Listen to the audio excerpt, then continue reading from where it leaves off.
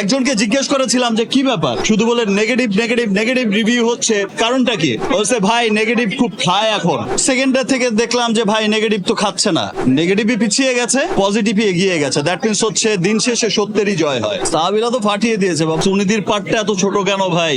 আর একটু বড় করলে তো পারতে। 27 বছরের জার্নি তো আসলে খুব চমৎকার ছিল। 3 মাসের জন্য এসেছিলাম, 27 বছর কখন হলো টেরও পাইনি। জার্নিটা আসলে অনেক ভালো ছিল। কেরিয়ারে 27 বছরে পলিটিক্স শিকার আমি এটা বলবো না, আমি ক্যারিয়ারের প্রথম বছর থেকেই পলিটিক্স এর শিকার। দ্যাট মিন্স কি হয়েছে যে আমি এটাকে পলিটিক্স এর শিকার ফিকারও বলি না। আমার কাছে সবসময় মনে হয় যে পাহাড়ের চূড়ায় উঠতে অনেক কষ্ট করে স্ট্রাগল করেই উঠতে হয়, আবার পাহাড়ের চূড়ায় যদি তোমাকে থাকতে হয় তাহলেও অনেক কষ্ট অনেক স্ট্রাগল করেই থাকতে হবে। It's a part of our career.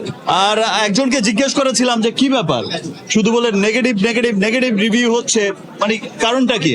বলছে ভাই নেগেটিভ খুব খায় এখন, এই জন্য ইউটিউবাররা নেগেটিভ নেগেটিভ নেগেটিভ করছে।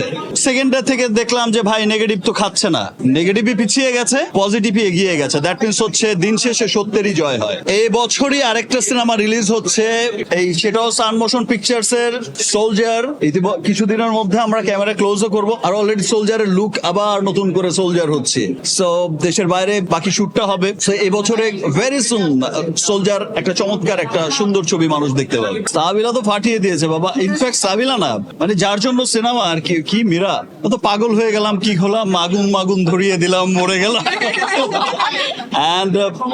আর অনেস্টলি আমার এই সিনেমায় যারাই ছিল প্রত্যেকটা হিরোইন, যেমন মিথিলাকেও বলছিলাম, এত গ্ল্যামারাসলি প্রেজেন্ট করা হয়েছে, এত চমৎকার গ্ল্যামার দেখানো হয়েছে মিথিলার। ইনফ্যাক্ট সুনিধির এত চমৎকার গ্ল্যামার। আমি হলে বসেই বলছিলাম যে সুনিধির পার্টটা এত ছোট কেন ভাই? আর একটু বড় করলে তো পারতে। আমরা অ্যাজ এ অডিয়েন্স আমার মনে হচ্ছে আরো বড় করা দরকার ছিল।